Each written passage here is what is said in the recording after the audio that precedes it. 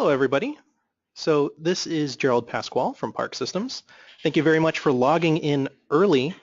We have about 5 minutes until the session gets started and proper, and we'll be going over the house rules in about 5 minutes for the webinar, just in case this is your first time attending. For now, go ahead and hang out for a couple more minutes. We'll get started at the top of the hour. Thank you, everyone. All right, so once again, good morning, good afternoon, good evening. Thank you very much for taking time out of your busy schedules to join us today for a very special webinar that's being hosted here from Park Systems in Santa Clara, California. My name is Gerald Pasquale. I'm with Technical Marketing here with the US office. And today, we are going with a Piezoelectric Force Microscopy webinar, or PFM webinar. And our new presenter is Dr. Christina Newcomb, an application scientist here on staff at Park Systems. So just before we get started, there are a couple of house rules. If this is your first time in your webinar, you'll notice that your mics are muted by default. That's by design. We want to provide the speaker an uninterrupted stream through which they can get through their material as quickly as possible, as much in detail as possible, before we turn things to a dedicated Q&A session at the end. However, don't let that deter you from sending in questions from us, to us rather. There is a questions module in your control panel that you can type questions into, and they'll be sent to us, and we'll answer them sequentially, again, at the end of the talk.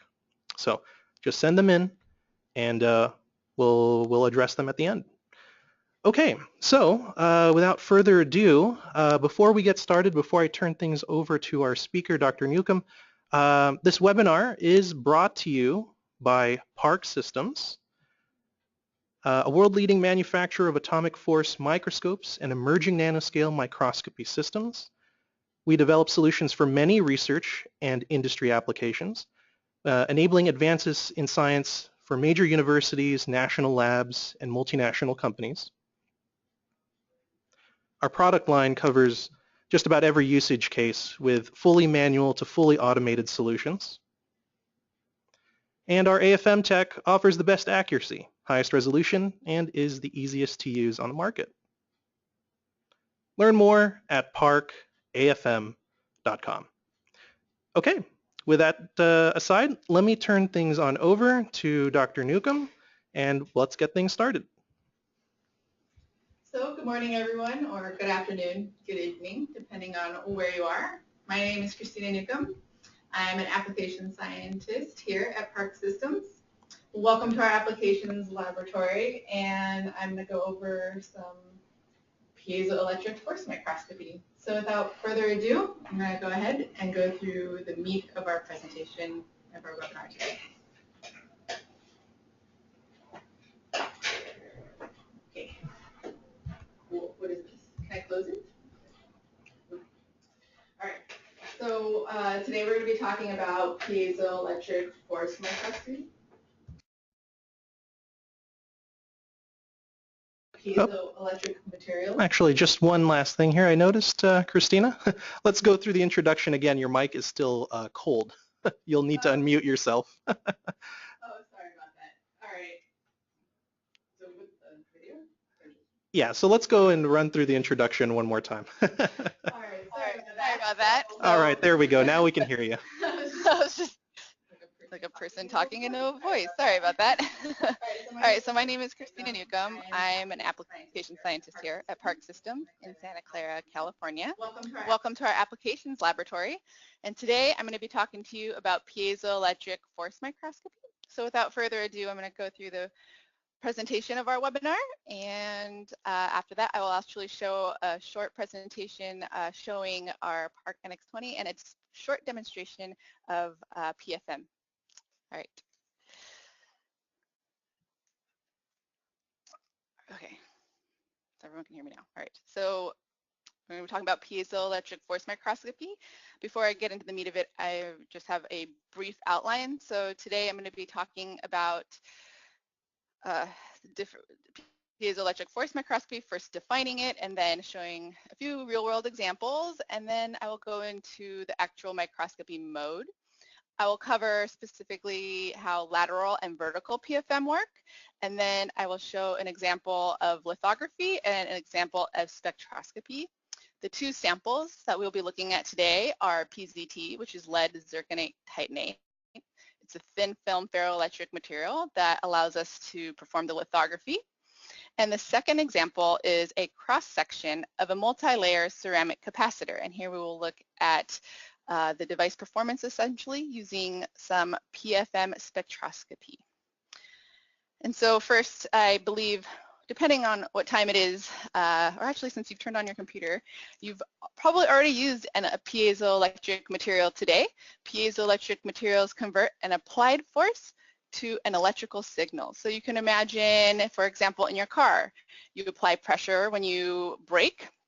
That applies a mechanical force, and then a piezoelectric material is responsible for essentially translating that into an electrical signal and then turning on a computer in your car, which then actually brakes the wheels of your car. So in your car, or even in, say, mobile phones, you have a microphone, so you have audio, and that audio wave, essentially the sound wave, will produce a mechanical force that can be sensed by a piezoelectric material. And another example in medical diagnostics would be ultrasound imaging. And of course here at Park Systems, our favorite, the piezoelectric materials in the X, Y, and Z scanners are responsible for such high resolution and really what allow us to get great images in our AFMs as well. So just a little bit about what makes a material piezoelectric. So often piezoelectric materials are crystalline, and so they have an atomic lattice, and say it might be neutral, but when you apply pressure, or piezo, which means pressure, then you can induce a net dipole. So there's small translations of individual atoms which cause a net dipole and an electrical polarization in the material. Piezoelectric materials can also be ferroelectric. Ferroelectric materials exhibit a permanent electrical polarization with the applied electric field. So this is the piezoelectric effect, but it is also reversible. You can have the inverse piezoelectric effect. And so here you apply a voltage, and then the sample or the material will actually have a mechanical deformation. This is typically what we monitor in PFM. And so these piezoelectric materials have predictable deformation, and we can use equations to essentially be able to have this predictable motion or predictable response to voltage or to pressure. The deformations of the sample are often very small, on the nanometer length scale, and often polycrystalline dielectric materials have these discrete piezoelectric domains, and these are on the nanometer, potentially micron length scale. So you can imagine that these can be quite challenging to characterize, because you have nanometer or micron sized domains, and then these deformations are very small. But so that brings us to atomic force microscopy and piezoelectric force microscopy. PFM really allows, it's really just a non-destructive technique, so allows you to characterize these piezoelectric and ferroelectric domains at the nanometer length scale without having to sacrifice your sample. In PFM, you have 3 channels, a topography channel, excuse me.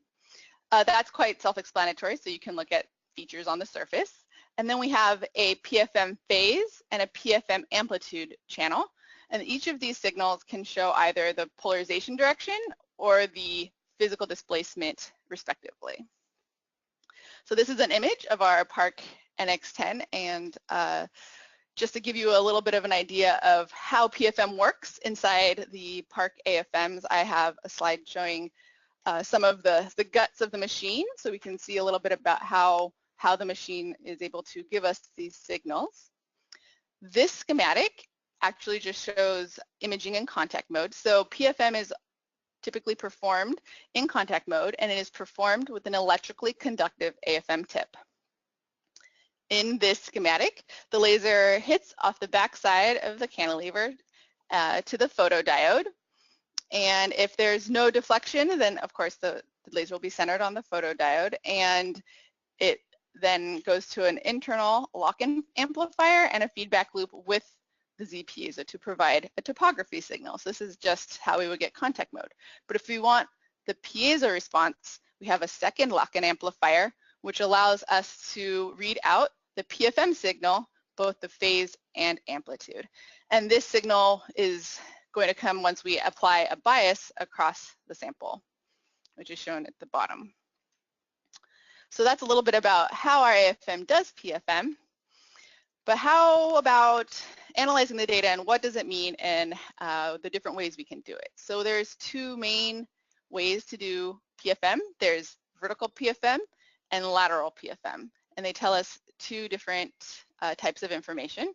So vertical PFM allows us to really learn about the out-of-plane polarization and deformation. So you can imagine that the laser will deflect vertically as the cantilever deflects vertically in response to the material, which is changing as the result of its piezoelectric properties.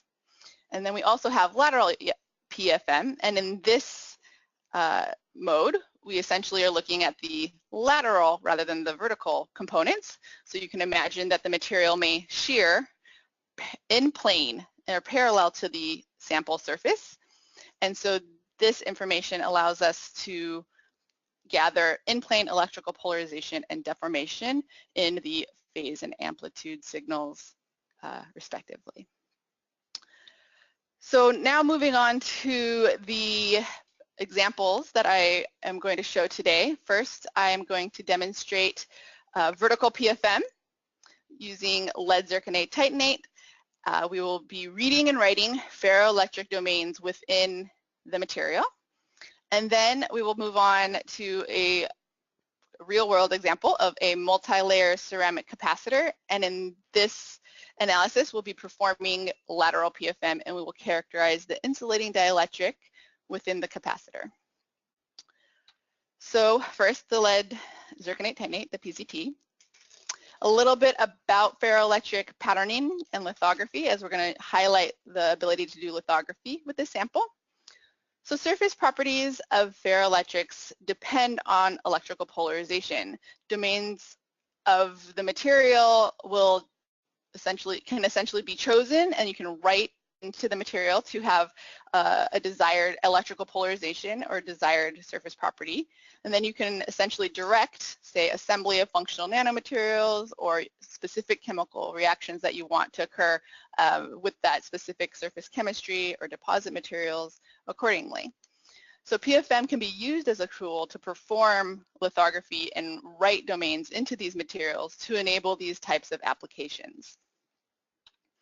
Here is an example of how a piezoelectric or ferroelectric material will behave in response to a bias. So we can essentially raise the bias or the voltage above this value to allow for the domains to be, in this case, directed upward, or we can reduce the bias to a voltage below this value to allow for a downward electrical polarization.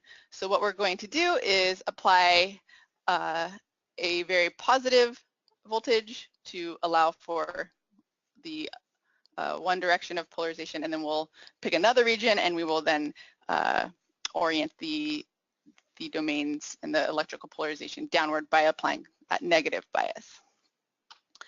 Here is a topography image of the PZT thin film. And as you can see, it has no specifically notable surface features, but we want to perform the experiment and see if we can look at the PFM signal and read it out. So we're going to write a domain of 3 by 3 microns. So to do this, we simply choose a 3 by 3 micron scan in the AFM, and then we scan it with the applied 10 plus 10 volt bias. Then we'll choose a smaller domain with a negative 10 volt bias and then image that region again. And then to read out, we'll zoom out so that we can have essentially 3 different domains, one being unbiased, and then a section of positive bias and a section of negative bias. And since PZT thin films are ferroelectric and hold a permanent electrical polarization state when the voltage is applied, we should be able to visualize these in PFM. And so I'm going to show this capability on the Park NX20, and I'm going to show you the instrument first, as if we were to do the experiment and load our AFM tip. The NX20 has decoupled X, Y, and Z scanners, which allow for high resolution. It also has flexure guides, which enable distortion-free imaging. This is the optical objective to be able to see the cantilever and the sample. And then this is the Z scanner. It also has the laser and the mirrors, as well as the detector, all in this part of the instrument. It's very easy to change a tip, so all skill levels can use the Park AFMs. This is the tip. These two knobs control the laser, and these two knobs control the position of the laser on the detector. So should I want to do my PFM experiment, here is the pre-aligned cantilevers that Park AFM provides. So we can simply place them on this magnetic probe head, and there are guides here to allow for reproducible placement of the cantilever, so you don't have to fight with tweezers, and you can essentially place the AFM tip on and it's ready to go. If I want to do my experiment now, all I have to do is slide the head on and lock it in place, and then I'm ready to go ahead and perform my experiment. So now I'm going to move back to the presentation to show you a short video of us performing PFM. Whoop. I'm going to move to this media player to show the video because our PowerPoint is being a little finicky. So is this starting from the beginning? I don't know if it, okay, yeah, all right. So here you can essentially select the sample bias down the bottom left, as you saw here. And so we're doing that plus 10 volt bias in a 3x3 micron scan. So we'll go ahead and scan. And this specific channel we're looking at is the EFM or PFM phase channel. So we don't expect to see much, but this is the correlative topography image of that region. So you can see that you have the independent signals of the topography and the PFM. Now we're doing the minus 10 volt 1x1 micron scan. That was in the center. And now we're going to read out what we just wrote, and we're going to have a 0 volt bias and a 6x6 micron scan, so we can see the entire region that we just wrote. So you can see that there are 3 distinct regions of intensity. I have that image in the PowerPoint, so I'll move back. Okay.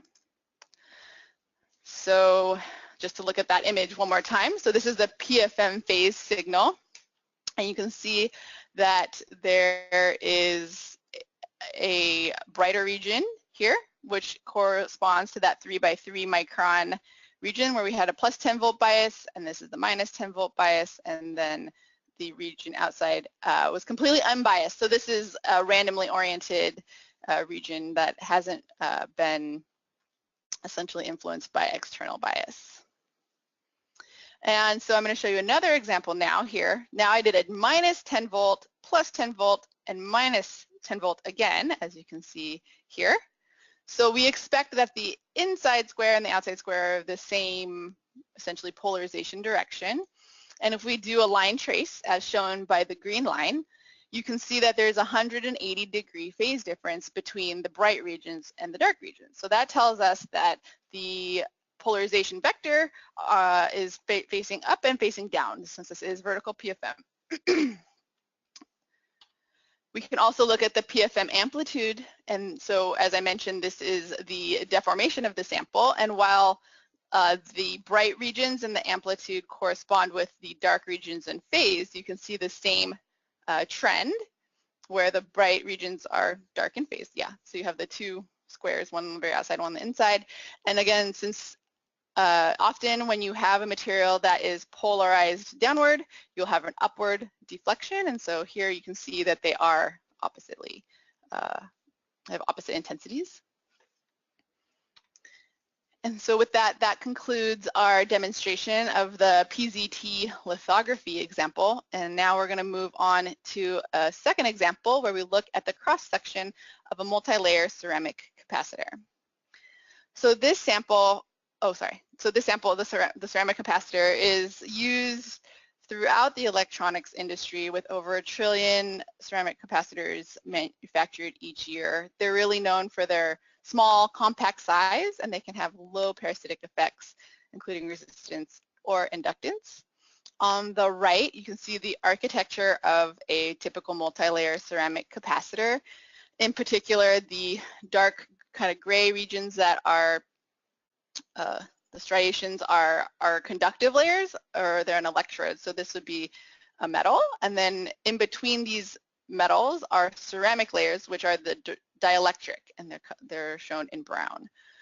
And so this alternating dielectric and metal layers are characteristic of these materials, and characterizing the materials at the nanoscale can help us improve device design, even look at device failure at the smaller length scales below the device level. So here's the sample, and as I mentioned, we performed a cross-section. So this blue rectangle shows the region that we chose that the sample was prepared in. So we have a piece of the capacitor, but along that plane. So on the right, you can see the height image of the sample, and you can see striations, essentially, as lines that run vertically, and they are higher than kind of the surrounding medium behind. You can also see that there are these regions where they're disconnected, and there's these essentially pieces that may be essentially defects. They could be from sample preparation, but they could be indicative of perhaps a difference in device performance. Here are the PFM signals from the same sample, and you can clearly see that in both amplitude and phase, those regions that were raised in the height, those finger-like morphologies, are essentially non-responsive in amplitude and phase. So on the left, the amplitude shows this sort of brown, without many features, and on the right, the same is kind of this noisy appearance. And so that's just telling us that these materials are not piezo responsive, that these raised materials are actually the electrode layer. And then below, you can see the domains in the ceramic or the dielectric material. And so you can see these bright and dark regions, and that they also traverse these gaps that were in those finger-like morphologies of those electrodes. And so PFM allows us to unambiguously assign the dielectric and the electrode layers, and could potentially give us insight into device performance and perhaps failure, reasons for failure. And here's another schematic of both the amplitude and phase, but now we've overlaid the height with the PFM signals. And you can clearly see that those raised regions, as I mentioned, are not responsive in PFM. And so that just helps as another view to visualize that phenomenon. And so now we wanted to use the capacitor as well to show you the capability of PFM to do a spectroscopy. And so there's a technique also termed switching spectroscopy, where you can monitor the PFM amplitude and the PFM phase while sweeping the bias. And so on the left is kind of an example of an ideal system or an ideal ferroelectric response to sweeping bias in strain or in our amplitude signal. So you can see that as you increase bias, you have strain, and then as you decrease bias, it flips. And the same with the polarization, and I have again those schematics, but just as a reminder, the ceramic capacitor was analyzed using the lateral PFM. So the polarization directions are actually going to be in plane or parallel to that sample surface. The PFM phase, as you change the bias, as you sweep it up and you sweep it back, you can see distinct flipping as well. EC is your coercive voltage, so that's the voltage at which the flipping occurs. So you can see in the schematic where you have random orientation of your polarization directions before, again, they take a predominant direction. So spectroscopy can be performed at specific regions of interest, and here you can analyze fatigue as well as performance of devices to be analyzed at the nanoscale. So again, here are our images. On the left, the amplitude, demonstrating the differences in deflection or deformation of the sample, and on the right, the regions where we have polarized electrical polarization in plane with the sample. And so here the blue star shows where we're going to do the spectroscopy, so specifically on that domain that is indicated here, which is dark in phase and bright in amplitude.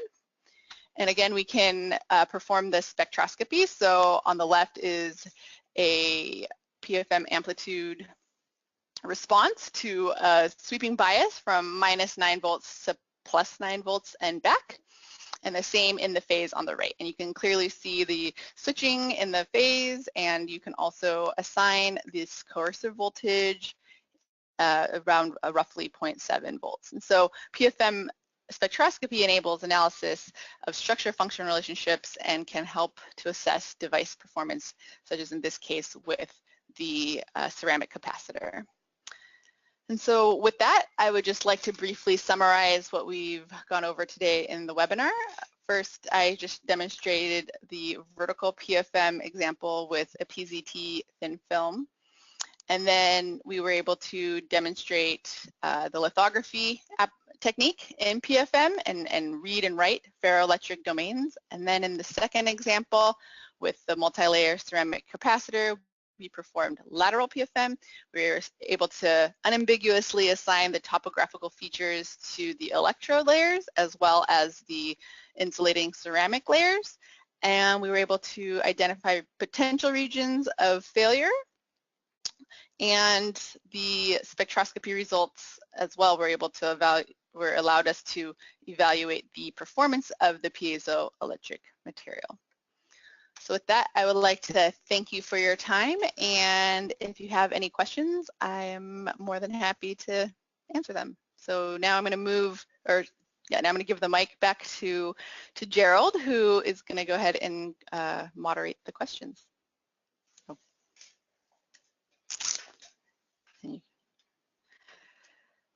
All right, so that pretty much concludes the meat of the talk, and now we're going to be transitioning into the Q&A session of the talk.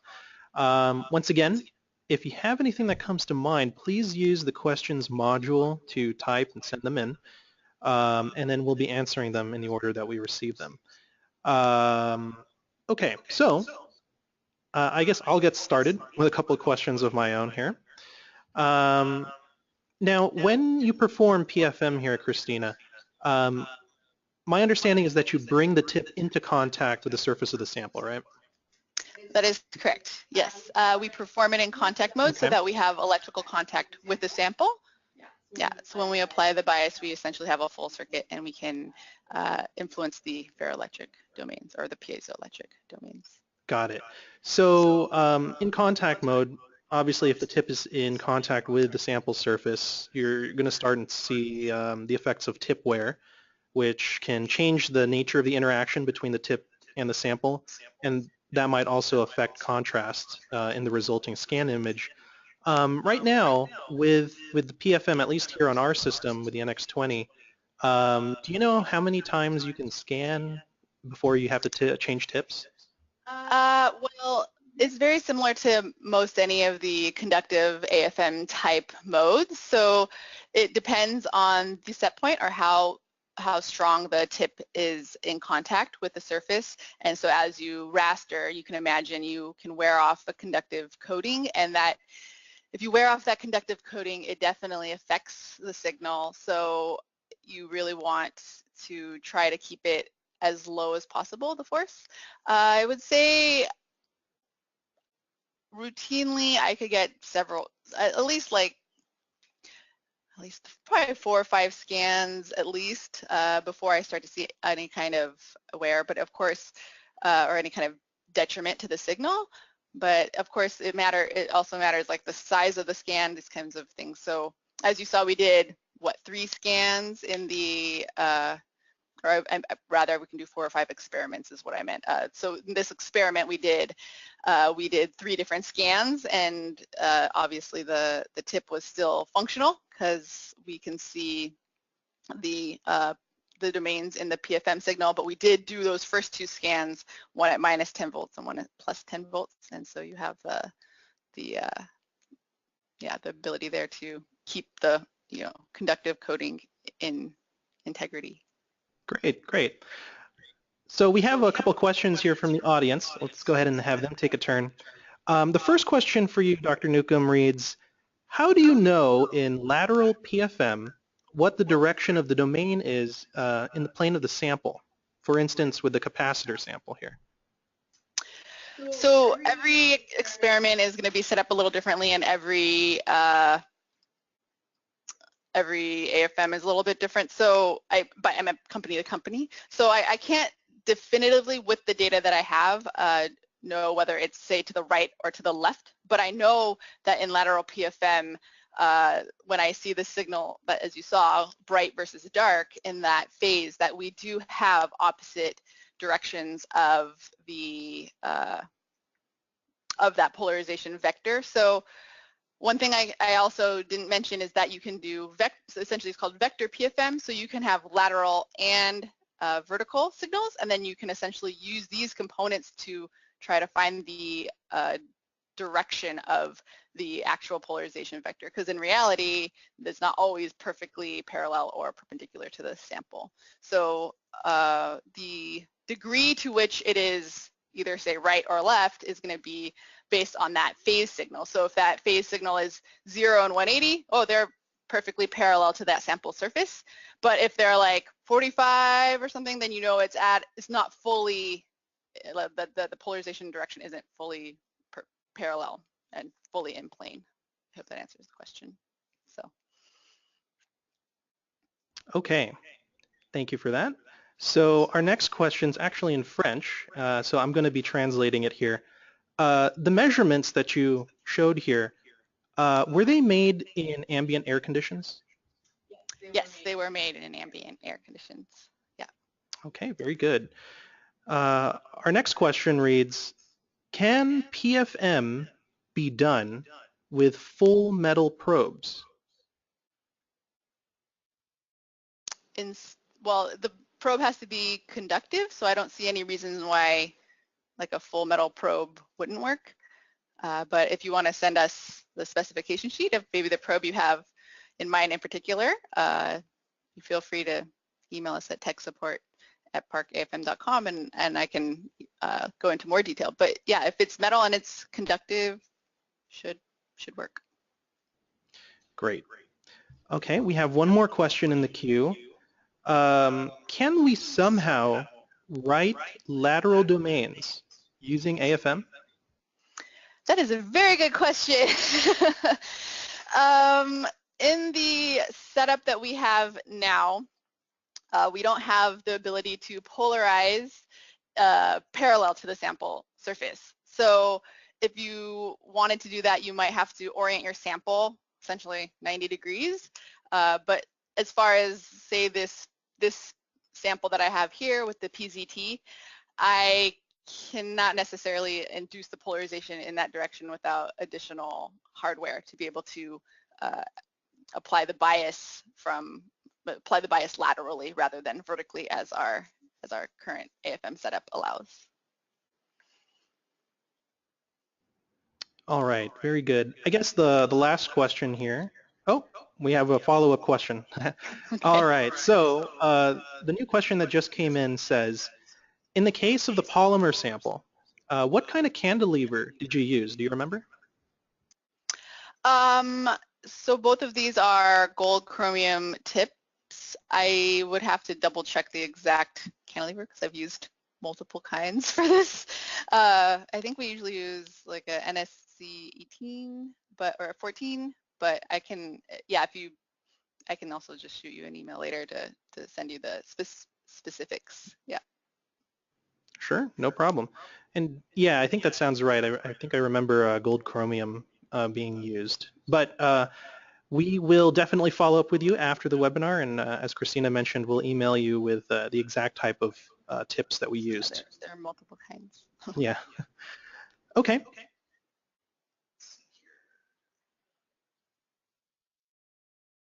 All right. So I guess the last question that I had here was, and maybe I'm just repeating something that you may have already said during the presentation, but in the time-lapse videos, obviously we sped that up for saving time here in today's webinar.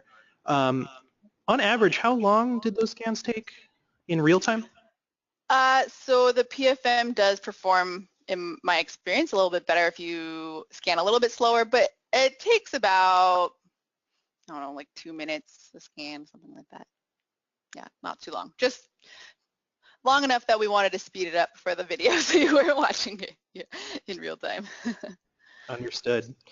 All right. So I'm going to go ahead and begin wrapping things up here in this session. If there are any more questions, please continue to send them in. I just have a couple of housekeeping matters to announce. So first off, thank you, Christina, for the presentation on PFM today. This was very enlightening and very insightful, especially for the dozen or so people that are here today. The next announcement for webinar series is going to be the first Thursday of next month. Professor Rigoberto Advincula from the Department of Macromolecular Science and Engineering at Case Western Reserve University is returning, and he is going to be back with a new installment of his 101 series. I believe we have an introduction series on protective coatings and pipes for the oil and energy industry. So that will be on the first Thursday of next month. The invites will be going out shortly, so keep an eye out for that. And looks like we have one more question. This was a very popular PFM webinar. The question that came up here is, how do you select the bias voltage? So every material has that coercive voltage, as I showed in that ideal schematic. And for our system, because, or at least for the reading and writing of the PZT, we really wanted to make sure that we fully polarize the domains as much as possible. So we chose +10 and -10. These are the maximum voltages that we have available to us in our NX AFM. So we just picked the highest and the lowest to try to obtain the best contrast and the best the best polarization. So you could use a lower voltage, but you may not see as stark of a difference in the contrast when you go to analyze it. So that's going to be material dependent to know what voltage, if you want to get close to that coercive voltage where that flipping occurs. So very good, thank you. Okay, looks like we have two more that came in through the pipeline. Thanks for all the questions, guys. I know. It's a very active audience. Thank you very much, guys. Exciting. Thank you. The next question reads, does the sample also need to be conductive in order for this technique, PFM, to work? No, it does not. So as you can see in the capacitor example, the material actually is insulating. So that dielectric material is insulating. So you don't need it to be a conductive sample to be able to perform PFM. Good to know. All right. The next question here says, do you consider PFM to be a complementary technique to AFM? Is it a complementary technique? Well, yes, it complements in the way that we can learn about the function of the material. The typical AFM scan is typically topography, so we can only learn about essentially the structure, but when we add PFM, we can start learning about how the material is functioning. So it's a complement, yeah, definitely allows you to analyze, yeah, material properties. So.